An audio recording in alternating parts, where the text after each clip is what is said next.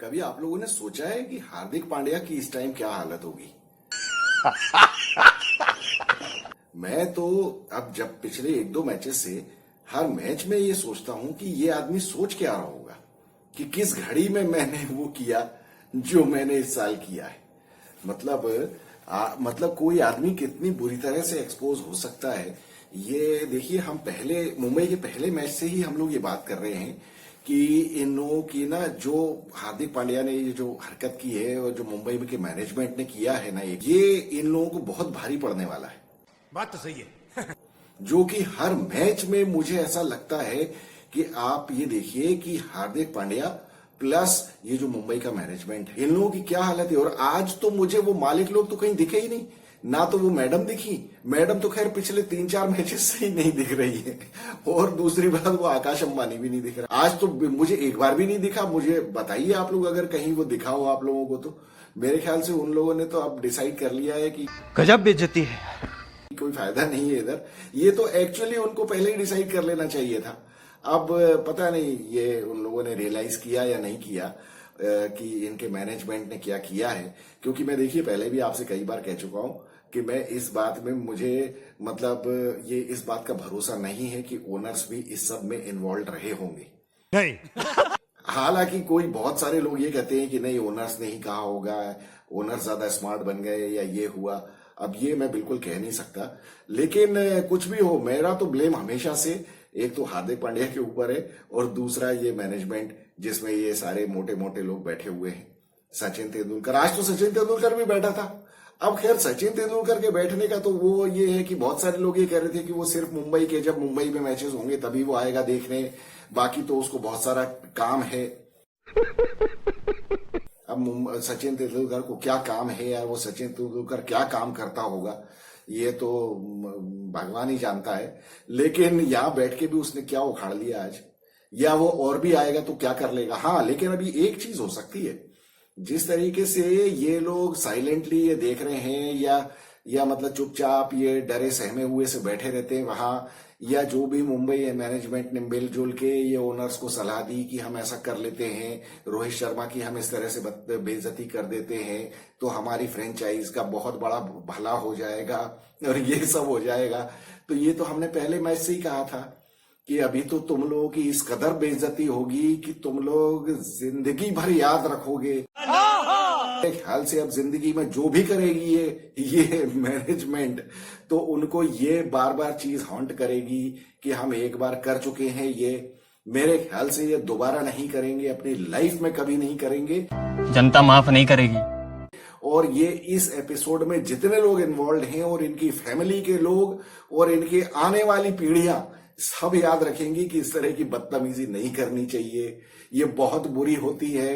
ये यहीं आपके बैंक में करोड़ों अरबों रुपए हो, लेकिन बहुत बुरी बेइज्जती होती है। 2 पैसे की औकात नहीं रह जाती है आपकी। कंट्रोल। हजारों लाखों करोड़ों लोगों के सामने जब आपसे जवाब देते नहीं बनता है। और आज मुझे हर्षा भोगले से वो पूछना है, वो जो हर्षा भोगले का किसी ने मुझे वो भेजा था वीडियो, जिसमें वो कह रहा था कि अरे हार्दिक पांड्या की कौन सी बड़ी गलती है, अगर कोई आदमी किसी कंपनी में उसको कोई ज्यादा पैसे दे के ऑफर मिलता है तो वो क्यों नहीं जाएगा। और उसने तो दर्शकों से ये सवाल पूछा था कि अगर आपको कोई कंपनी अगर ज्यादा पैसे दे के अगर जॉब ऑफर करेगी तो आप नहीं लोगे क्या। तो हार्दिक पांड्या की कौन सी गलती है। अब आज मैं हर्षा भोगले की उस बात का जवाब आप लोगों को देता हूं। ये हर्षा भोगले को जवाब नहीं है, ये आप लोगों को समझाता हूं मैं। आप मान लीजिए किसी कंपनी में काम कर रहे हैं और आपने वहां से रिजाइन करके दूसरी कंपनी ज्वाइन कर ली। अब आपसे वापस एक कंपनी, अपनी आपकी जो पुरानी कंपनी है, वो कहती है हम आपको ज्यादा पैसे देंगे, आप वापस आ जाओ यहां। और फिर आप ये कहते हो कि नहीं, मैं आऊंगा तो मैं तो कंपनी का हेड बन के आऊंगा। अभी जो प्रेजेंट हेड है, भले उसके कुछ भी अचीवमेंट्स हैं, आप उसको भगाओ और मैं तो तभी आऊंगा जब आप मुझे हेड बनाओगे। तो मेरा तो एज एन एम्प्लॉय या एज अ प्रोफेशनल मैं तो कुछ भी मांग सकता हूं।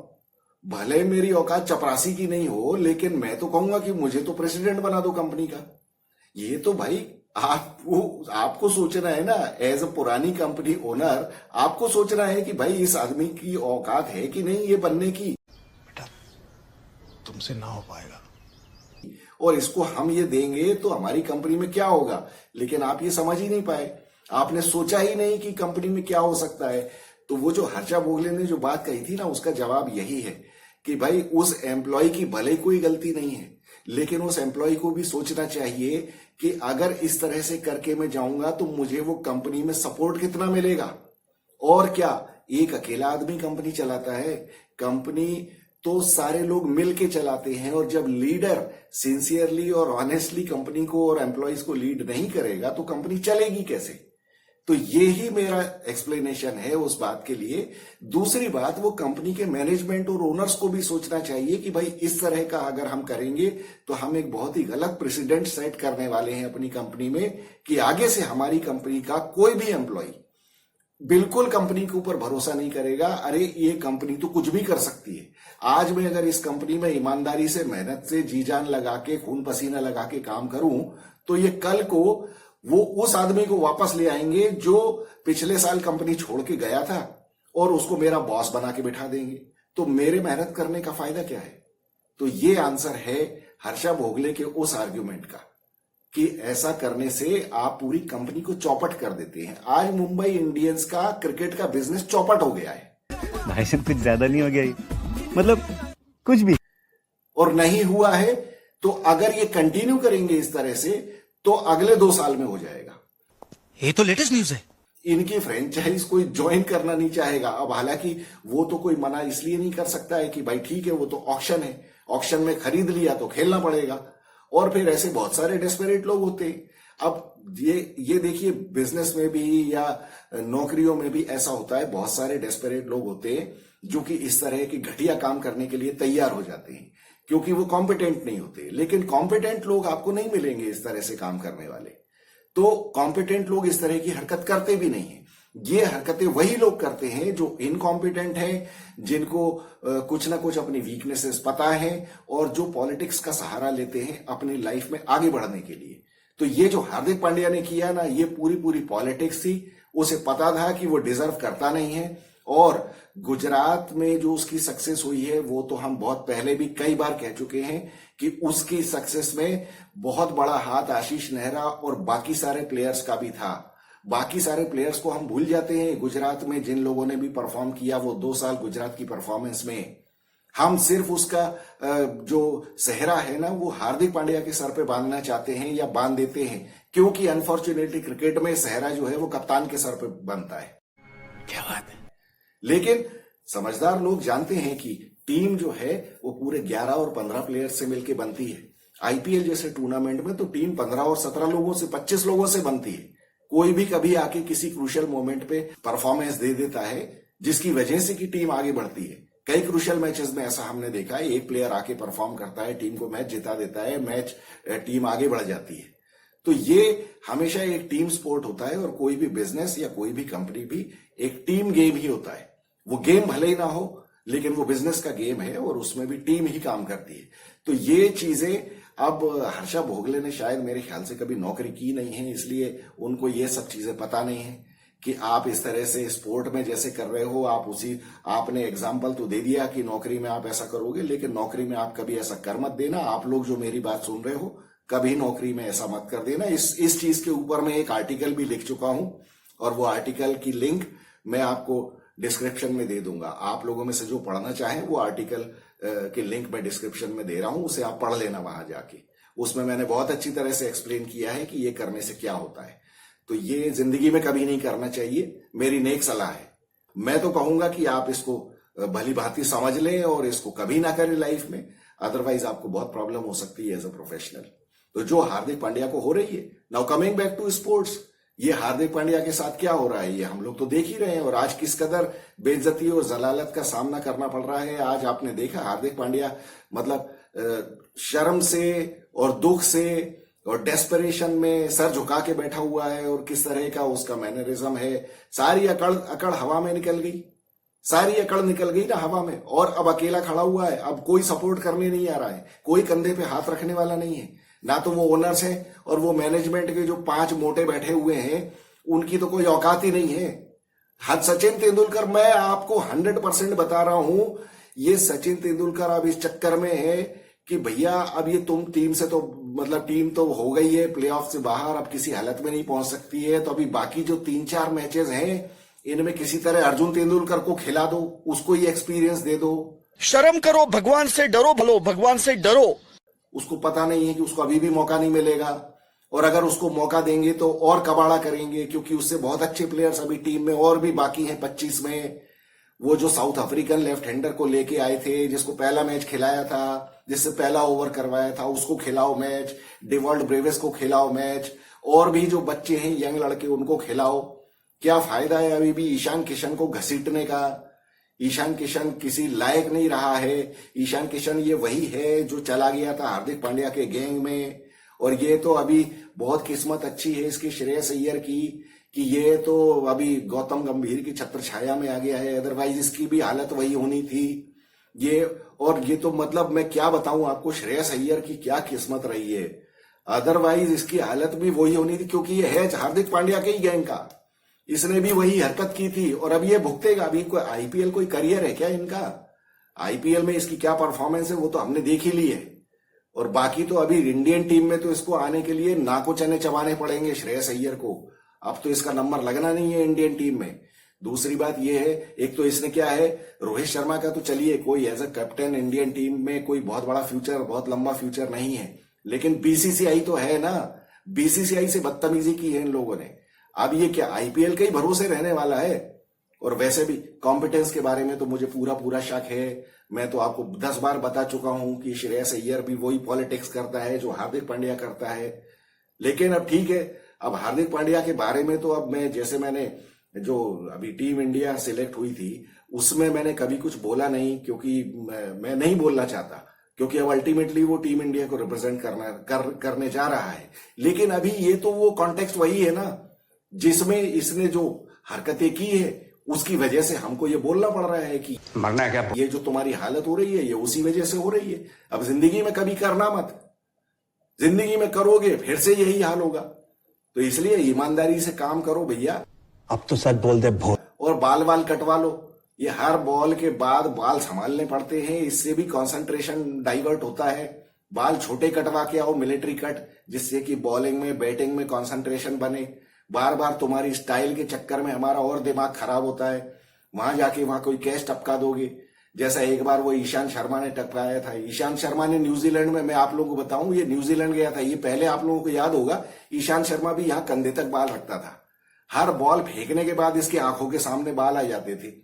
न्यूजीलैंड गया खेलने, वहां टेस्ट मैच खेल रहे थे, इसने उसको क्या नाम है, ये बेसबॉल का जो विकेट कीपर है यार, इनका नाम ही भूल गया मैं इसका, न्यूजीलैंड वाले का यार, इंग्लैंड का कोच है ना, ब्रेंडन मैकेलम का इसने बॉल फेंकी, ब्रेंडन मैकेलम ने इसको रिटर्न कैच दिया, इसके बाल आंखों के सामने आ गए, इसने कैच टपका दिया।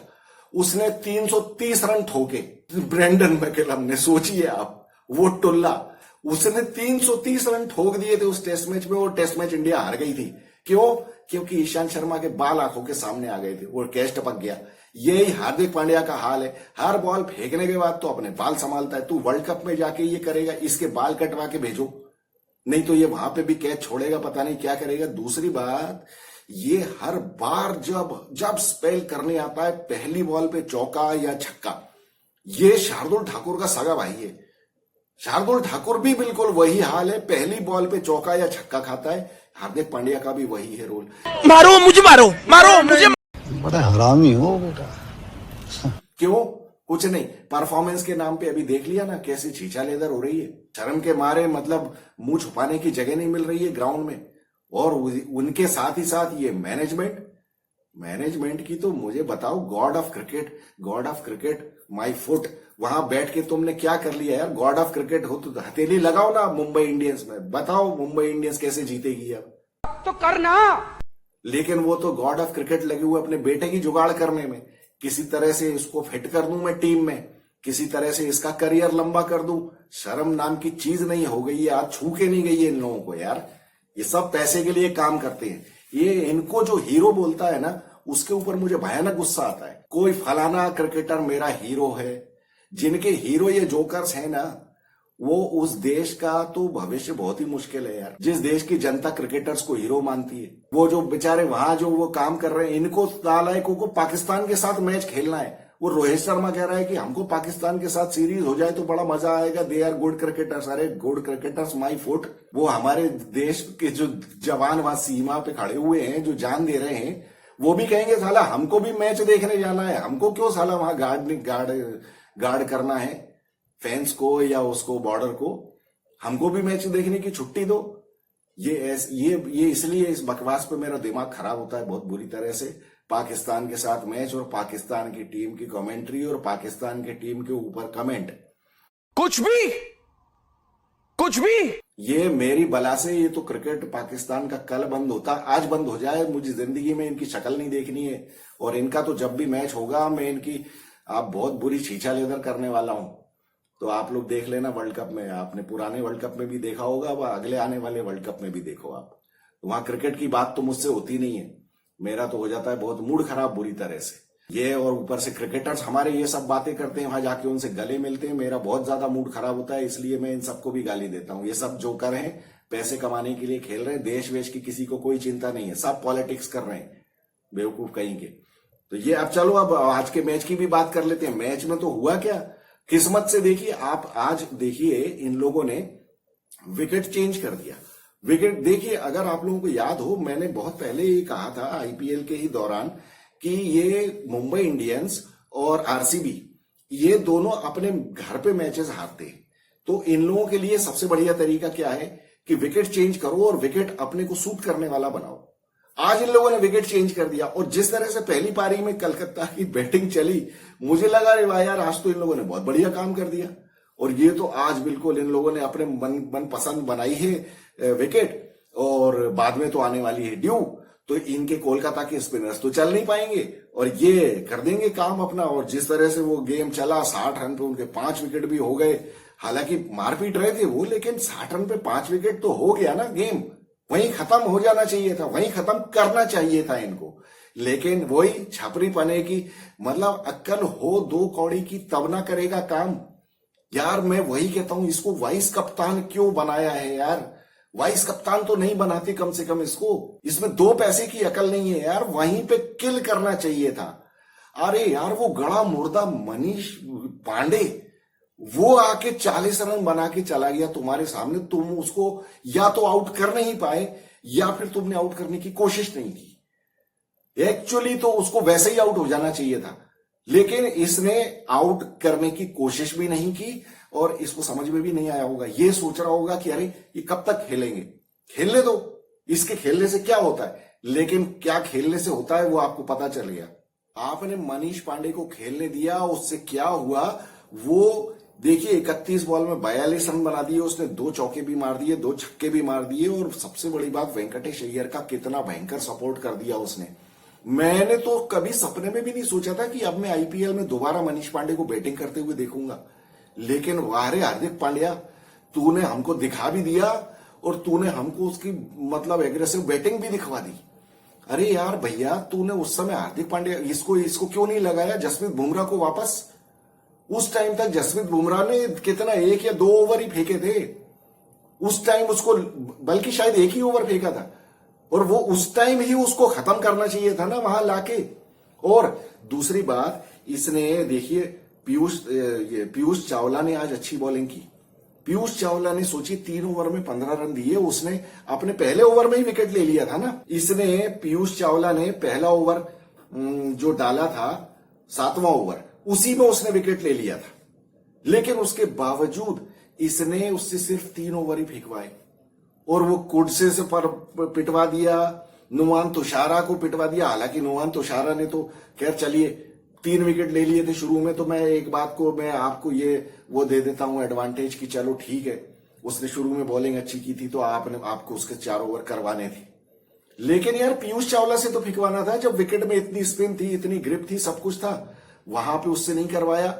और बुमराह को पहले देना चाहिए था ओवर, जिससे कि वेंकटेश अय्यर और इनको आउट करने की कोशिश करनी चाहिए थी। वो एक बार सेट हो गए, वो तो लेके चले गए खींच के आपका 16वें ओवर तक 133 फॉर 5 और 17वें ओवर में जाके ये आउट हुए हैं पांडे। और वो तो किस्मत से इनकी रसल आउट हो गया। लेकिन उसमें भी हार्दिक पांड्या ने, खैर हार्दिक पांड्या की किस्मत देखो, आपकी आज 2-2 विकेट मिल गए उसको। भले उसने छक्के खाए, चौके खाए, सब कुछ खाए, लेकिन उसको विकेट मिल गए। 4 ओवर में 44 रन दिए हैं, बताइए आप। और कहा वो 3 ओवर में 15 रन देके पीयूष चावला का 1 ओवर रोक लिया। क्या फायदा हुआ? ये ऐसी ही हरकतें वहां वर्ल्ड कप में कर देगा यार। मैं तो क्या बताऊं यार, अब मैं क्या करूं। मैं और कोई तरीका तो मुझे नजर आता ही नहीं है कि ये वाइस कप्तान ना रहे, क्योंकि मुझे डर इस बात का है कि रोहित शर्मा, एक तो ये लोग क्या है, डर के बहुत ज्यादा खेलते हैं। नॉकआउट मैचेस, वर्ल्ड कप के तो सारे मैचेस एक तरह से नॉकआउट ही होते हैं, और वहां पे ये लोग इतना घबरा के खेलते हैं कि हमने तो इनको मेडन ओवर खेलते हुए देखा है ना, ओपनिंग में या बीच में जब इनके 2 विकेट गिर जाते हैं तो उसके बाद ये सीधे 2 रन के और 3 रन के ओवर खेलने लग जाते हैं। ये तो हमने अपनी आंखों से देखा है। ये चीज का मुझे बहुत ज्यादा डर लगता है। ये लोग क्या करेंगे, कहां कबाड़ा करेंगे, इंडियन टीम का कोई भरोसा नहीं है। इसीलिए मैं कल के मैच में कह रहा था ना कि अब तो मुझे इंडियन टीम का डर लग रहा है कि यार एक तो ये लोग कैसे खेलते हैं, और अभी इनकी परफॉर्मेंस भी नहीं आ रही है। आज वो राम राम करके सूर्य कुमार यादव ने जरूर रन बनाए। अब 169 रन पे जो केकेआर ऑल आउट हुई है, ये 10 में से 9 बार ये मैच मुंबई को जीतना चाहिए था। क्या ऐसी बड़ी बात थी यार, लेकिन नहीं भैया। क्या मतलब 4 ओवर में 38 रन पे 1 विकेट थे, और वो 5वें ओवर में जो वो आया, वो बात अलग है। ईशान किशन तो खैर आउट ही है मेरी तरफ से, वो तो उसका तो कुछ चल ही नहीं रहा है। उसका वो जो ये जो हुआ है, ये पूरा हार्दिक पांड्या का जो एपिसोड हुआ है, इसमें वो भी तो पार्टी था ना। इस चक्कर में उसकी भी परफॉर्मेंस नहीं आ रही है। स्टार्क ने उसको आउट कर दिया, बोल्ड हो गया। उसके बाद वरुण चक्रवर्ती ने फिर नमन धीर को आउट कर दिया। एक तो नमन धीर को किस लिए भेजा होगा यार। अब आप एक बात बताइए, रोहित शर्मा, ईशान किशन, उसके बाद सीधा सीधा वो आता है ना यार, तिलक वर्मा आता है, उसके बाद स्काई आता है। आपने सबको 1-1 नंबर पीछे कर दिया। क्या फायदा है? नमन धीर ने 11 बॉलों में 11 रन बनाए। यार आपको क्या उम्मीद थी नमन धीर से? और जब वहां पे विकेट आपको दिख गया था कि विकेट आसान नहीं है, तो आपने नमन धीर को क्यों भेजा? वो सिवाय वहां बॉल्स वेस्ट करने की और क्या कर सकता था? वरुण चक्रवर्ती और सुनील नारायण उसको खेलने देते क्या? और आखिरी में भी स्टार्क को ये जो 4 विकेट मिले हैं ना, मुझे तरस आता है कमेंटेटर्स के ऊपर। कमेंटेटर्स क्या कह रहे हैं? Starc is back, class is permanent, form is temporary. अबे क्या क्लास, क्या कौन से विकेट लिए हैं स्टार्क ने?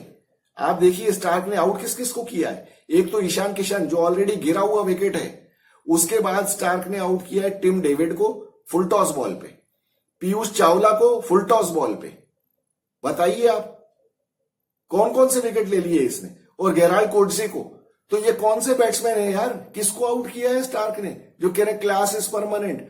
और आखिरी में तो मैच खत्म हो गया था। अगर कोई ये कह रहा है कि स्टार्क ने जो आखिरी ओवर में 19वें ओवर में विकेट लिए हैं 3-3, उस टाइम भाई साहब 12 बॉलों में 32 रन चाहिए थे और 8 विकेट तो वैसे ही हो गए थे इनके। तो आप क्या सोचते हो कि उसके बाद भी मुंबई जीत सकती थी मैच? लोग कमेंटेटर्स वहां कह रहे सैमुअल बद्री और ये दीप दास गुप्ता। ये दीप दास गुप्ता भी एक यार ऐसा आदमी बैठा के रखा है। ये भी मुझे इससे भी वही उतनी ही चिढ़ है जितनी मुझे वो तुम्हारा क्या नाम है उसका, वो वीवीएस लक्ष्मण की कमेंट्री से। कुछ भी बोलते हैं यार, कुछ भी इनके मुंह में आए हर कुछ बोलने लग जाते हैं। Starc is back, class is permanent, form is temporary. कौन से विकेट लेके गया है स्टार्क यार? अगले मैच में देख लेते हैं। अगले मैच में जरा ढंग के बैट्समैन आने दो सामने को, फिर इसके 40 के ऊपर रन ना पड़े तो आप मेरा नाम बदल देना। स्टार्क इज बैक, कुछ भी बकवास यार। कमेंटेटर कमेंट्री के नाम पे कुछ भी यार, उल्टी सीधी कुछ भी हमको झेला रही है जियो सिनेमा। फिर उसके बाद क्या है इनका, क्या होना था? कुछ बस हवा निकल गई भी नहीं, कबाड़ा करवा लिया इन लोगों ने अपना। सूर्य कुमार यादव के अलावा कोई टिका नहीं। देखिए आप लोग इनका क्या हुआ है। पहले ओवर पहला विकेट 16 रन पे गिरा दूसरे ओवर में, दूसरा 38 पे नमन धीर आउट हुआ, तीसरा रोहित शर्मा छठे ओवर में आउट हुआ, चौथा 9वें ओवर में तिलक वर्मा आउट हुआ। तब तक तो इन लोगों से कुछ हो ही नहीं रहा था। ये स्टार्क की सारे लोग तारीफ कर रहे हैं। भाई साहब मैच आपका पलटा है वरुण चक्रवर्ती और सुनील नारायण ने। Actually those are the heroes, those are the 2 heroes of bowling. बात कर रहे हैं स्टार्क की, क्योंकि 4 विकेट मिल गए उसको, 1 ओवर में 3 विकेट ले लिए। अबे लिए किसके विकेट और कब लिए? जब मैच ऑलरेडी खत्म हो चुका था। मैच बनाया किसने आपका? वरुण चक्रवर्ती और सुनील नारायण ने। अब ये क्या है यार, मैं वही तो कहता हूं, ये किस्मत से ये लोग पता नहीं कौन कौन से लेवल के क्रिकेट खेल गए ये लोग, दीपदास गुप्ता और ये सैमुअल बदरी फदरी, ये सब वहां पे जो बैठ के स्टार्क की तारीफें कर रहे हैं ना कि स्टार्क ऐसा और स्टार्क वैसा। अबे साले, एक भी गधे ने ये नहीं कहा कि मैच बनाया वरुण चक्रवर्ती और सुनील नारायण ने है। ये अगर रोहित शर्मा और इनको टॉप के बैट्समैन को अगर आउट नहीं करते तो स्टार्क की उतनी ही धुलाई होती 4 ओवर में 50 रन की। अगर वो बैट्समैन टिके रहते, किस्मत अच्छी है बहुत, सूर्य कुमार यादव के सामने नहीं आया स्टार्क बॉलिंग करने, भूसा भर देता वो मार मार के, जिस तरह से खेल रहा था वो आज। वो तो बदकिस्मती से वो रसेल की बॉल फुल टॉस बॉल पे एज लग के आउट हो गया वो, नहीं तो वो अकेला खींच के ले जा रहा था। साथ में सामने डेविड को खड़ा किया हुआ था उसने बस कि तू बॉल रोकता रहना। वो तो उसके आउट होने के बाद वो तो डेविड आ गया प्रेशर में, और फुल टॉस बॉलों पे इसको विकेट मिले हैं। लोग कह रहे हैं क्लास इज परमानेंट, कि उसने तो जानबूझ के फुल टॉस डाल दी। वाह यार, किसी की चमचागिरी करने आओ तो इस तरह का तो आर्ग्यूमेंट मत दो यार, कम से कम क्या बोलेंगे यार। और मुंबई इंडियंस तो यार कुछ बात करने लायक है नहीं। और मुंबई में मुझे तो हार्दिक पांड्या से ज्यादा इनके वो 5 मोटे कंसल्टेंट्स के ऊपर गुस्सा आता है यार। तुम चमचे क्यों बैठे हुए हो यार? तो वो गौतम गंभीर से कुछ सबक ले लो यार। वो दिल्ली में जब गया था, दिल्ली में उसकी परफॉर्मेंस नहीं आई, उससे रन नहीं बने, उसने बाहर बैठ गया, टीम से नाम ले लिया कि मैं बाहर बैठूंगा, और अपनी पैसे वापस कर दिए उसने। 3.5 करोड़ जो उसको मिले थे वो वापस कर दिए। ये सारे के सारे मोटे टीम की लगी पड़ी है, टीम नाली में गिर गई है, मुंह की खा रहे हैं, हर दिन शर्मिंदा होके जा रहे हैं। चले आते हैं मैच में यूनिफॉर्म पहन के, बाहर बैठे रहते हैं गंदे संदे मुंह बना के, लेकिन बैठे हुए हैं। ये नहीं कि हाथ जोड़ ले, माफी मांग ले। अब मैं कहता हूं हार्दिक पांड्या के पास एक ही मौका है, अब तू सॉरी का लेटर लिख दे, पूरी जनता के नाम पे लिख दे, और वहां से इस्तीफा दे कि भैया मेरे से बहुत बड़ी गलती हो गई, मेरी औकात ये नहीं थी, मैंने बहुत गलत किया, ये सब नहीं। लेकिन वो क्या करेगा यार? वो तो हर्षा भोगले भी तो वो कह ही रहा है ना कि उसने मांगा तुमने दिया क्यों? तो वो बात तो सही है ना कि वो देने वाले गधे, तो अब क्या कर सकता है कोई यार? दो उसको हमारी बला से, तो बेइज्जती उसके साथ सबकी हो रही है। और जो इसमें पार्टी है ये 5 मोटी कंपनियां, तो उनकी अलग बेइज्जती हो रही है। वो मुझे देख के बड़ा मजा आता है। सचिन तेंदुलकर की शक्ल देखो, 12 बजे हुए हैं बिल्कुल, ना साला उगलते बन रहा है ना निगलते बन रहा है, बैठना मजबूरी है क्योंकि अब मुंबई में ही मैच हो रहा है। मुंबई में ही मैच होगा और नहीं आऊंगा तो साला मेरे बेटे को कौन खिलाएगा अगली बार? है बेटे को भले ही बॉलिंग में साला दौड़ना ना आता हो, लेकिन मैं तो बैठना है मुझे यहाँ। ये है सचिन तेंदुलकर का हाल। और बाकी मलिंगा फलिंगा और वो मोटा बाउचर, बहुत बड़ी प्रेस कॉन्फ्रेंस करके आया था ये मोटा बाउचर कि नहीं रोहित शर्मा का तो बैट्समैन में कोई अच्छा एवरेज नहीं है। अब देख लो तुम्हारी टीम का क्या हो रहा है। वो जैसा भी था मैच जिता तो रहा था, टूर्नामेंट जिता तो रहा था तुमको, लेकिन अब मैं क्यों दूं ये सलाह या मैं क्यों ये आर्ग्यूमेंट दूं? अब तो भुगतो तुम। देखिए कोई आदमी गड्ढे में गिर रहा है अपनी हरकतों की वजह से, तो बेस्ट तरीका यह है कि आप उसको कोई सलाह मत दो, क्योंकि वो आपकी सलाह ले भी लेगा, मानेगा नहीं, फिर भी गिरेगा गड्ढे में, आपका दिमाग खराब होगा फालतू में। इसलिए फ्री की एडवाइस देनी नहीं चाहिए। लेकिन ये तो हम एडवाइस नहीं दे रहे, हम तो कमेंट्री कर रहे हैं कि भाई आपने जो किया वो हमने पहले ही कहा था कि गड़बड़ होगा, आप मुंह की खाओगे, नाली में गिरोगे। अब गिरो हमारी बला से, बहुत अच्छी बात है, खाओ और जूते खाओ। अभी तो 3 मैचों में और जूते खाने हैं तुमको यार, बहुत बढ़िया। मैंने तो कहा था ना आपसे बहुत पहले, इनके पहले दूसरे मैच में ही मैंने कहा था कि बेइज्जती अभी बाकी है। अभी तो बेइज्जती के 3 एपिसोड और बाकी है। पता नहीं किस किस से लाते खाएंगे ये लोग यार। चलिए हो गया मैच, हो गई बराबर, इनकी हालत हो गई खराब। अब देखते हैं कल किसका मैच है, गुजरात टाइटंस और आरसीबी का, और यह है चिन्नास्वामी में। अब इस मैच में तो मुझे लगता है, खैर इससे कोई लेना देना नहीं है कि पहला मैच इनका जो हुआ था उसमें आरसीबी ने जीटी को हराया था। अब मेरे ख्याल से जीटी इतनी खराब खेल रही है कि वो तो वैसे भी हारेगी कल। मुझे लगता है कि जीटी हारेगी बुरी तरीके से, और शुभमन गिल कुछ रन बना लेगा तो शायद बेइज्जती थोड़ी कम होगी, और नहीं बनाएगा तो बहुत बुरी तरह से हारेंगे ये, क्योंकि ना तो बॉलिंग ना बैटिंग कुछ भी नहीं चल रहा है इनका, कुछ भी ढंग से। इनके तो वो जो दो तुरुप के पत्ते थे वो दोनों स्पिनर्स भी नहीं चल रहे हैं, और चिन्नास्वामी में तो वैसे भी नहीं चलेंगे ये। तो वहां तो बस बैटिंग का काम होने वाला है। अब बैटिंग चाहे आरसीबी पहले करे चाहे बाद में करे, आरसीबी को मैच जीतना चाहिए, मुझे ऐसा लगता है। चाहिए से मेरा मतलब है कि मैच जीत जाएगी वो। अब ना तो हमें आरसीबी से कोई प्रेम है, ना हमें जीटी से। जीटी में थोड़ा सॉफ्ट कॉर्नर था कि भाई गुजरात के साथ गलत हुआ है, हार्दिक पांड्या ने धोखाधड़ी की है उनके साथ, लेकिन अब क्या करें, अब खेल ही नहीं रहे हो तुम यार, तो हम क्या कर सकते हैं यार। तो गिल को रन बनाने चाहिए ना। अब देखते हैं कल क्या होता है इनका। बाकी अब आपको ये मेरी एनालिसिस कैसी लगी? अगर अच्छी लगी हो तो आप ये वीडियो को लाइक, शेयर और सब्सक्राइब करिए, और आप अपने कमेंट्स लिखिए कि आपका इस मैच के बारे में क्या ख्याल है, तो हम डिस्कस करेंगे बाद में। और कल के मैच में आपको क्या लगता है कि आरसीबी जीतेगी या गुजरात? तो I look forward to hearing from you, and I am Vikas Saxena, the biased analyst. Thank you so much.